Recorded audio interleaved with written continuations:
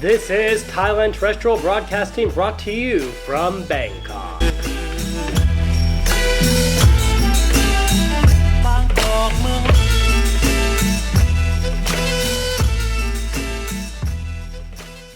Greetings from the Bangkok night. It's a balmy 86 degrees in the Big Mango, with torrential downpours not expected, but arriving well past the witching hour. In Klang Thai, 3 boys are reportedly running from a grasu, a female spirit that manifests as a floating disembodied head, through a maze of narrow alleys and makeshift walkways. 67, who has spent her life in the slum, reportedly yelled at the kids that they were in fact being chased by Zhao, a mangy mutt who has resided in Klang Thai for 8 years. The chase is ongoing. A real monster from China who dismembered a trans woman in Pattaya last month remains in remand. Her tragic case will generate less social media attention than that of an unidentified Western national getting drunk and showing his penis to a parrot in Phuket. The parrot reportedly cried out, "I'm anaspeptic, phrasmotic, even compunctuous to have caused you such pericombobulation." Approximately 67% of commenters on the Bangkok Post Facebook page will demand that the alleged offender be imprisoned, deported, and permanently blacklisted in that order. That call for justice will be accompanied by a snide remark about quality tourist. Another 18% of commenters using fake profile pictures in stilted English will call for his execution. The remaining 15% will ask why the Bangkok Post has been reporting on the story for a week straight, only to be mocked with laugh emojis and scolded with the submoron's refrain, "If you don't like the dumbing down of the news via click and bait, go elsewhere." Where else? That's a question fully 97% of them cannot provide an answer to. The death of news media aside, one thing remains certain. The parrot pecker presenter shall not be returning to Thailand interphrastically. Meantime, 27% of the expat community are currently bemoaning the strict alcohol ban going into effect from May 11th to the 12th to ensure the municipality mayor and council elections go off without a hitch. 43% of the expat community are unaware that there are upcoming elections and have thusly been deprived of their God-given right to complain about the government turning off the tap. Another 10% of expats are deriding the fact that so many of their fellow travelers have a full-on panic attack every time the Thai government asks them to go a day or two without being able to buy booze. Yet another 20% of expats are likewise unaware that they're being deprived of the opportunity to scoff at their shaky-handed co-exiles for being inveterate Gin Blossom Johns and Patty Pissheads. Now that housekeeping is out of the way, it's time for a special report. At a certain point during the COVID pandemic, I learned what it means to truly be alone. Alone in the sense of being lonely. Loneliness, to belabor the point. People love to say being alone and being lonely aren't the same thing. It's one of those clever little "see what I did there" nuggets of wisdom that youth pastors like to drop on teenage girls before they drop their trousers, all in the name of fucking kids, man. Jesus. Not until she turns 18, of course, and the Lord tells him it's time to sanctify their holy union, having predestined her nubile body for his lowly and genetically tonsured servant. Well-groomed men, they are. But I'm not here to talk about the fact that 90% of youth pastors want to be alone with your teenage daughter. I'm here to talk about loneliness in Thailand. 90% of expats in Thailand also want to be alone with your teenage daughter. I kid. Yeah, it was me. I'm talking about being top shelf lonely. Tom Waits' Closing Time, Melanie Jane Won't Feel the Pain lonely, sans the tincture of sweet melancholy. Japanese public housing estate Kodokushi lonely. The kind where your mummified corpse is only discovered years after the bank account automatically paying your rent and bills runs out of funds kinda lonely. The kind of loneliness that few Thais could have ever conceptualized a generation back, and one that far too many expats know far too well. I think that disconnect, and our efforts to bridge it, even subconsciously, is what leads some of us to Thailand. Thais are many things, but by and large, they're not a lonely lot. Just like everywhere else, Bangkok has changed. Once upon a time, communities, based around ethnicity, craft, and religion, developed around the Chao Phraya River. Thais call them Yan. While these neighborhoods and their unique characters have largely been absorbed into ever-expanding Bangkok, some areas, think Yawarat, Chinatown, retain an aspect of the old world Yan flair. The concept of Puan Ban, literally neighbor, is used to describe how Thais within Yans viewed folks on the block as extended family. Thais likewise have a concept called Gam Samati, a worldview of mindfulness and Buddhist ethics that inculcates a deep sense of cooperation and reflection on how your actions affect others in Thai society. Some Thai prisons even teach inmates Gam Samati to help rehabilitate them. In America, we have a me mentality, coupled with open carry and road rage. Anger, resentment, and all the other ways that cognitive dissonance expresses itself in American society is, in part, what drives people like me to flee. That, in the inherent sense, we aren't doing this living thing quite right. Yes, we are an angry lot, but many of us are also lonely. Look at how we uncivilly engineer our cities and towns. If you come from a place like I did, you don't even have sidewalks in your neighborhood. You have to drive miles just to grab a bite to eat. It's all lonely strip mall islands, access roads without stoplights, tailgating and fist fights. It's all a recipe for loneliness. There's a movie called The Namesake, depicting first-generation immigrants from Calcutta moving to New York. The film was pretty meh, but one scene always stuck with me.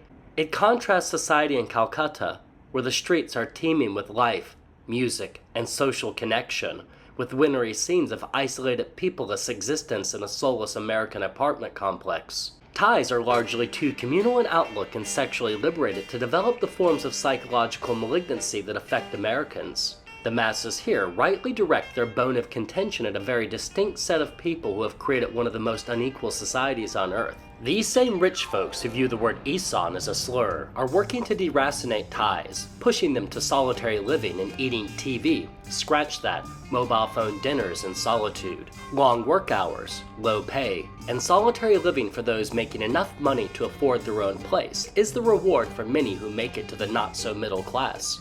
No wonder Thais aren't having kids. That has also created a very uniquely Thai problem. The country is stuck in the middle-income trap, and yet boasts Western European population replacement rates. The captains of industry designed and maintained this system of demographic suicide.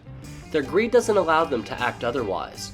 It is the logic of unfettered profits at all cost. Even during COVID, which ushered in the great era of loneliness, this proved true. The barons behind the vertically integrated behemoths selling their Hello Welcome wares were allowed to keep their essential businesses open, while mom and pop were forced to shutter.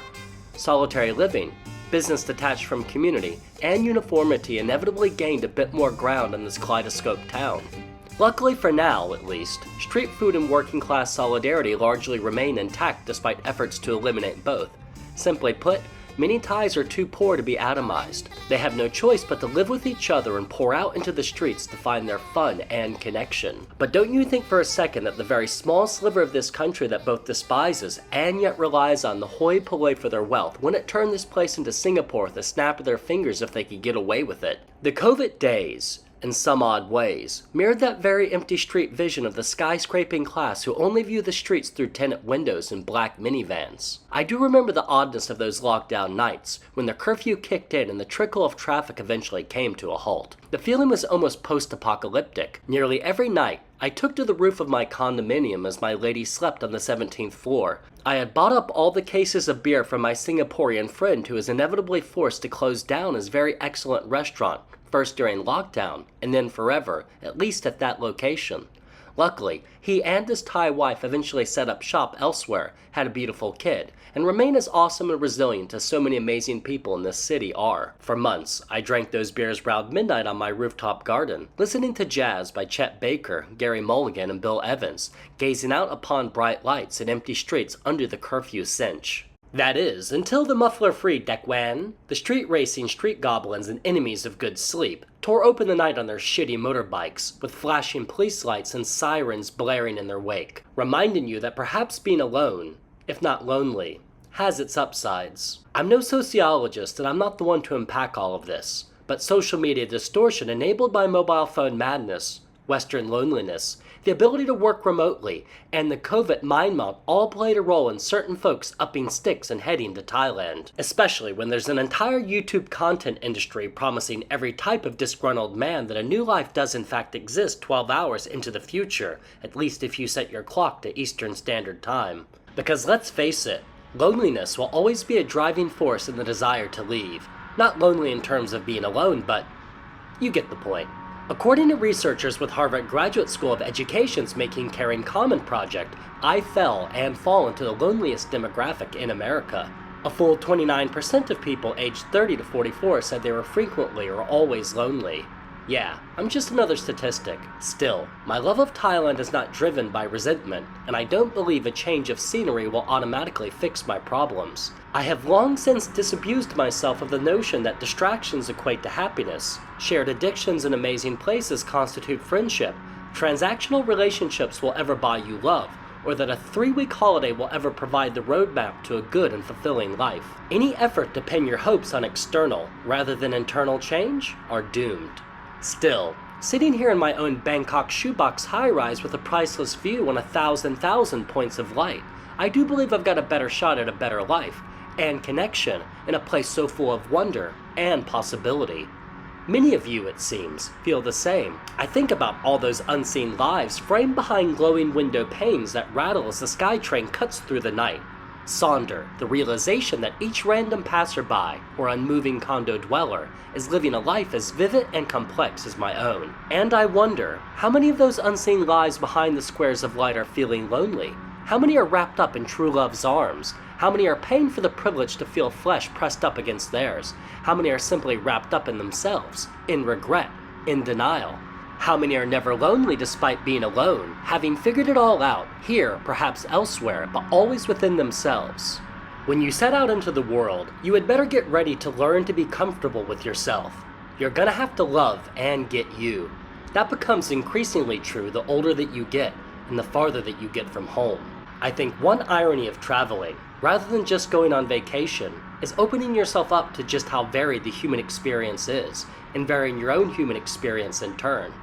Do this for enough years, enough decades, and you'll inevitably turn yourself into a person who can relate to more people on a superficial level, yet fewer people on a deeper level. In his book Ignorance, the Czech author Milan Kundera made reference to Homer's Odyssey to stress how no one back home actually gives a damn about what you did abroad. Not only do they not care, but you couldn't tell them what went down even if they did. Yet to the people and the places you exile yourself to, you also remain a permanent outsider. We often underestimate what this can do to us. In short, alienation. In my hometown, few people will ever know what it's like to filter the world in the way that I have. Few could ever view a video like this with anything but bemusement. They see things and each other largely in the same light. Doesn't mean they aren't lonely, but they've sure got a better shot at singing their favorite song or relaying the Sunday morning sermon that shook their soul to a far more sympathetic ear than I'll ever find. My music is noise, and my religion is blasphemy pretty much everywhere I go.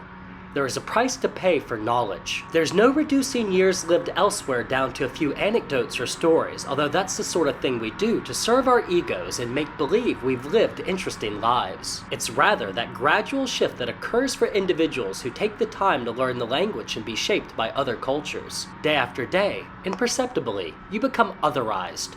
Repeat this process a number of times and what others mean by you becomes a matter of serious debate. What you mean by you likewise stands on increasingly shaky grounds. I have brought worlds to the handful of Bangkok shoeboxes and other places I've lived in around the world. What really made me understand loneliness was not alienation from others. Rather, it was alienation from myself, or the person I pretended to be for the sake of my ego. I had held on to a number of dreams, which for years I used to define me. They were all sandcastles on the beach, and the tide inevitably came in. Just about every piece of driftwood I grabbed onto to convince myself I was sailing upon a galleon inevitably splintered and sank. And COVID, along with aging, acted as an accelerant, if not catalyst, for these personal and societal fracturings. One big thing about COVID, for me, was this sense that time got warped like non-microwave safe Tupperware spinning on the plate. Nothing I could do would ever hammer out those bends. The first sense I got of it, the rift, was with a close friend who lived in a Thai-style apartment just down the street from my condo during the first months of lockdown. We'd go up to drink and talk on my rooftop to cap off weeks locked up in the few dozen square meters we called home. There was a point we reached when we ran out of novel things to say because nothing was happening in our lives, or anyone else's lives. We were working from home, all the bars and restaurants were closed, and the EKG of this frenetic city had hit a flat line. Every single day, I lived the same variation of the same theme. There were some moments of poignancy. My ex and I wrapped my apartment in fairy lights and turned ourselves into a blinking box of fireflies for other condo dwellers to gaze at from their own perches in the night. I was in love. I still had hope for the future. I think that was the last time I ever really had hope, at least hope that grand in scale. It was the last time that I felt something other than lonely. For me, the relentless work of the lonely machine proceeded gradually, a slow-motion fade to gray.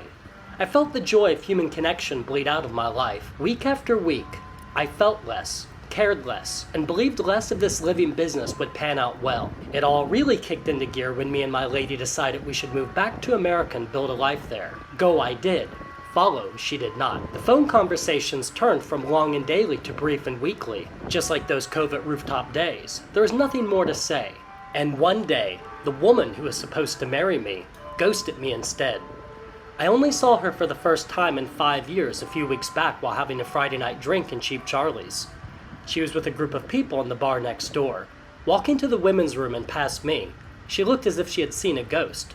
Perhaps she had, but once again, there was nothing left to say. I'm not one for Ouija boards and seances. In terms of philosophical interest, I lean more towards the stone tape theory of the paranormal. Ghosts are really just energetic imprints on the physical environment. A trigger may make the needle drop and the record play, but there's no conscious presence there. There's no forlorn spirit to interact with, no beyond to reach out and touch. Just the searing pain of existence reading out of the cosmological abattoir, where all living things are mindlessly put to slaughter. Even sitting upright as a conscious meat machine, I was nothing more than a manifestation of a memory for her. Whatever life we had known each other in was long gone. She had ghosted me indeed. Don't get me wrong, this isn't some heartbroken lament over one girl. I'm quite fine with that relationship being over. It wasn't the first of its kind, nor the best, though I can never be entirely certain whether or not it was in fact the last. But what happened between her and I was mirrored in every other aspect of my life. The dimensions collapsed, the color bled. The bulwark of hope against death eroded. There was no bottle up and explode, simply a slow-motion fizzle to nothingness. My decades-long dream of being an author died. My career in journalism began to stagnate and stink like a Bangkok condominium sink. The same can be said for the whole newsmaking industry. Just like the man carrying the sign and falling down, I am no longer economically viable. Being existentially viable is a whole nother matter. My parents got and continue to get older. Family got sick. Life became more about the destination, the final destination, than the journey. I returned to Thailand a few times over those 5 years before coming back on what I hope will be a long-term basis in January. I wish I could say I could count on one hand the number of days I stayed sober on those trips. I also caught myself trying to recapture the spirit of things gone.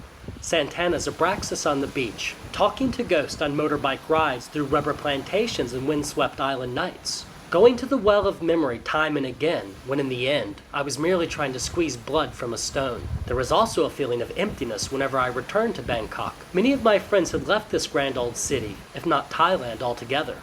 The social circles I had had while working at the Bangkok Post were gone. Life had moved on.